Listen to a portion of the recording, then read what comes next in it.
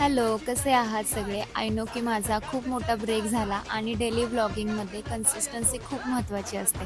पण काही कारणामुळे ते शक्य नव्हतं. बट आत्तापासून कन्सिस्टन्सी हाच माझा मेन फोकस असणार आहे 100%. तर त्याची सुरुवात होती आहे या खास तयारीने.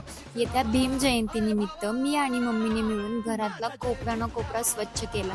काम करताना मनात भीम जयंतीचा एक वेगळाच उत्साह होता. त्यामुळे काम एकदम स्वच्छ झालं. आणि त्यानंतरनं फ्रेश झाले आणि बाबासाहेबांची फोटो फ्रेम वगैरे लावायची होती म्हणून छान पुसून वगैरे घेतली आणि व्यवस्थित लावली. आणि यासोबतच घराची अजून थोडी शोभा वाढवण्यासाठी अजून एक खास गोष्ट मी तयार करून घेतली.